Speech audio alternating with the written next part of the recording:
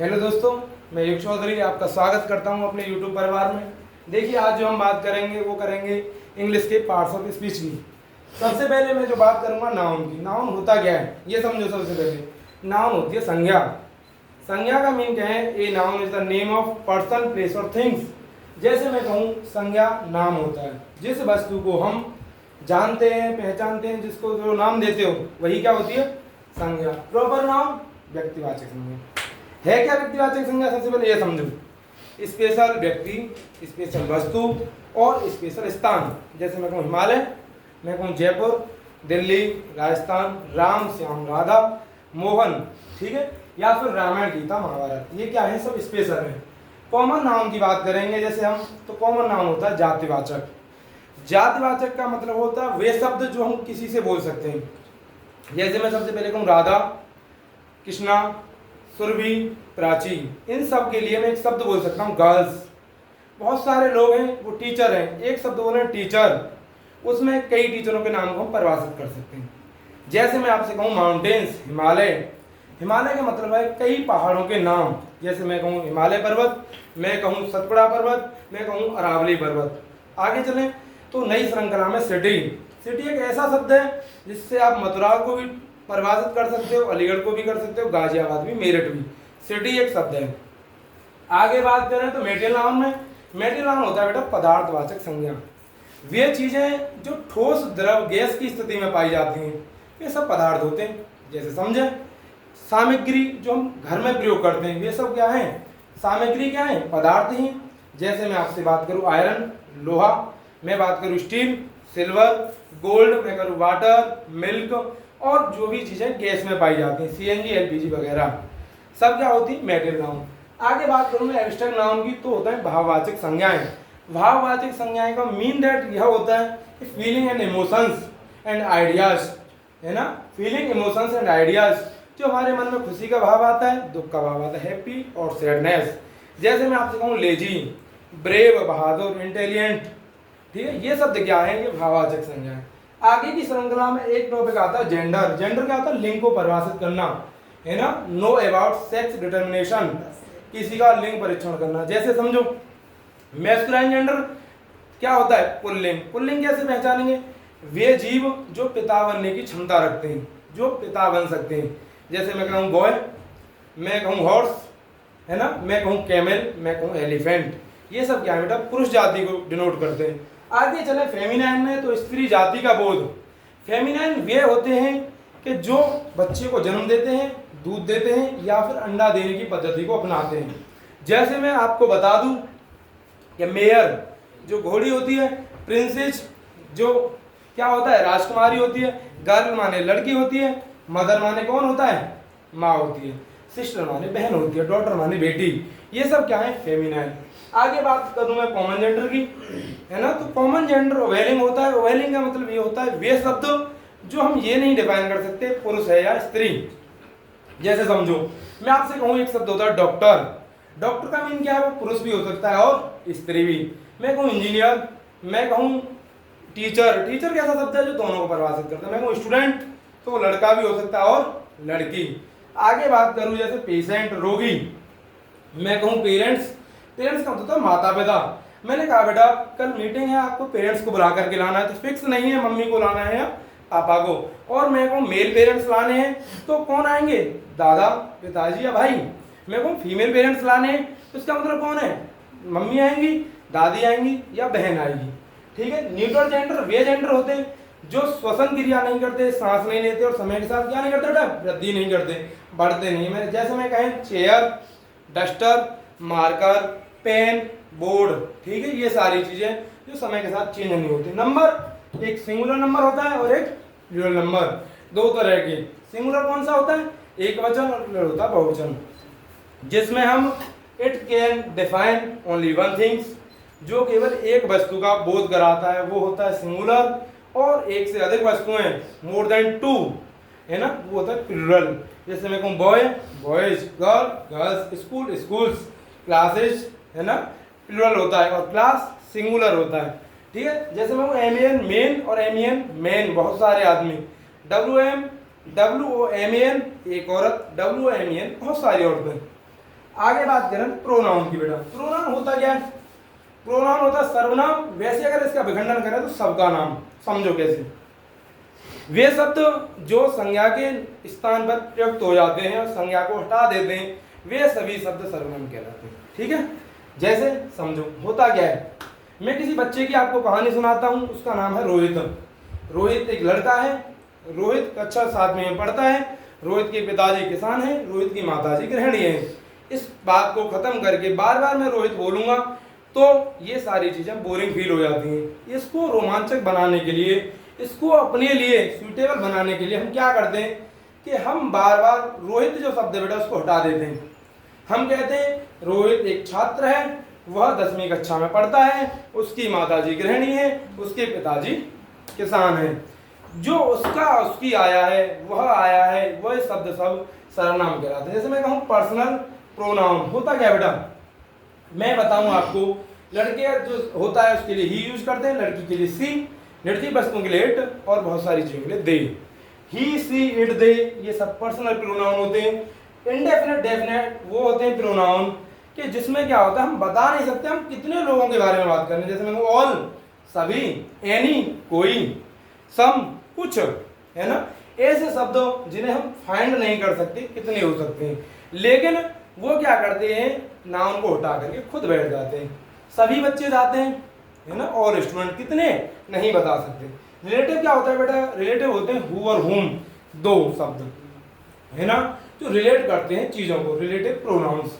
आगे बात करूं रिफ्लेक्सिव की। रिफ्लेक्सिव को पहचानना बहुत ही आसान है। सबसे पहले ये देखना है जिस प्रोनाउंस के पीछे सेल्फ लगा होता है ना, my self, her self, his self, our self, your self, ये सारे प्रोनाउंस रिफ्लेक्सिव प्रोनाउंस होते हैं।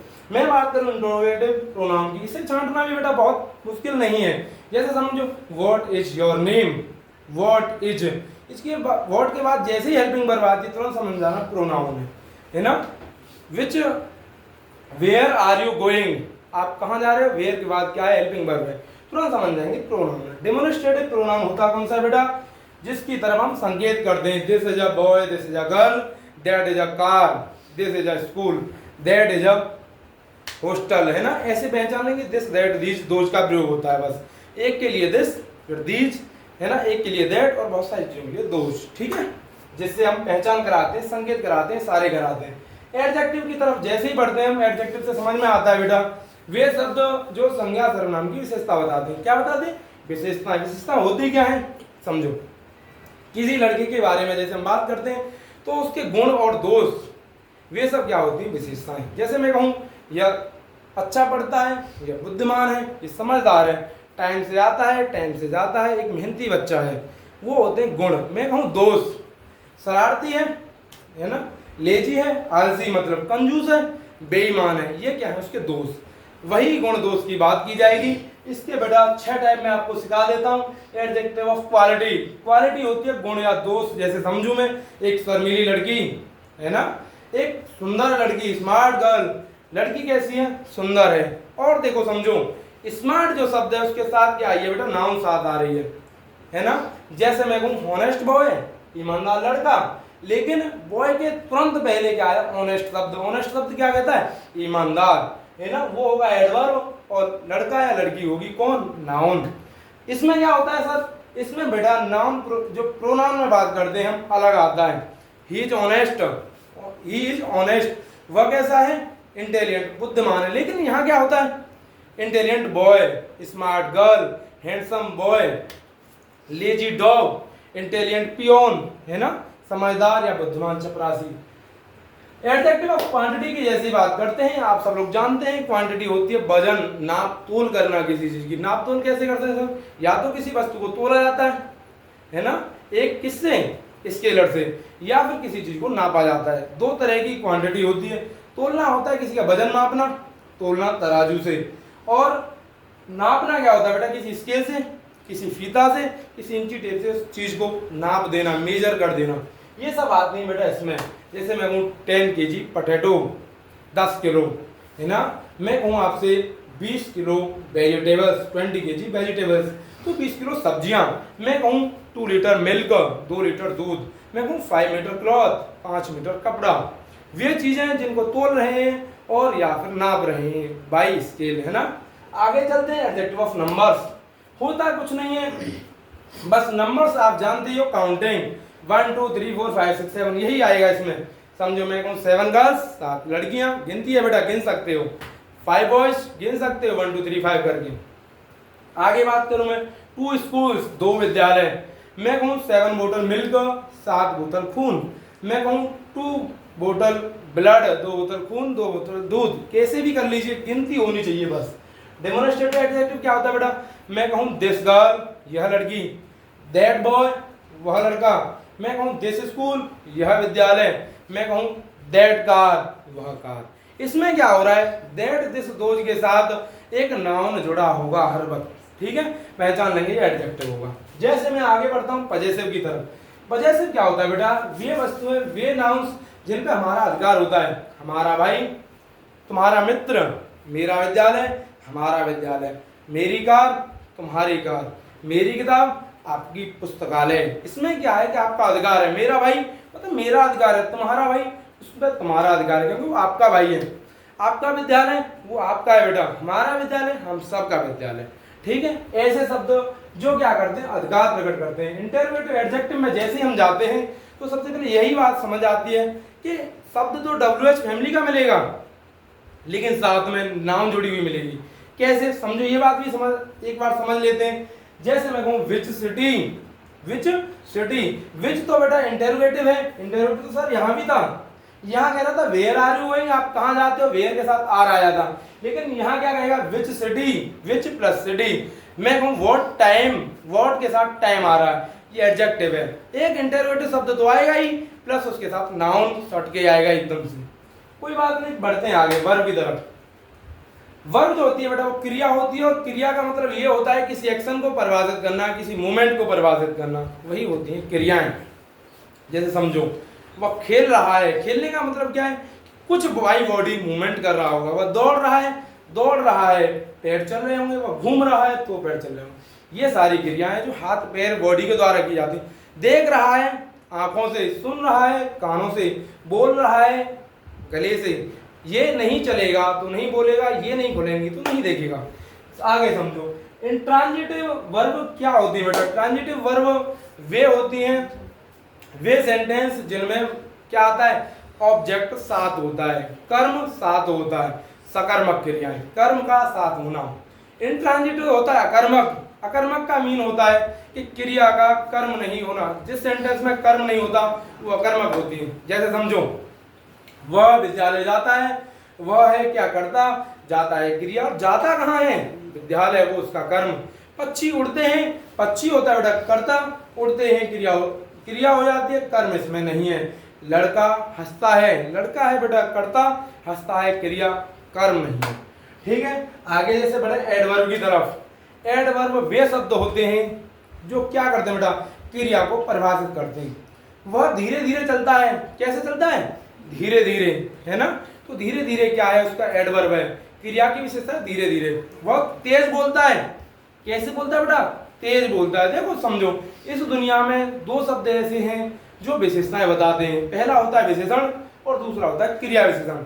विशेषण वे होता है जो संज्ञा सर्वनाम की विशेषता बताए, और क्रिया विशेषण वे होते हैं जो क्रिया की विशेषता बताएं। इतना तो समझ आ गया होगा।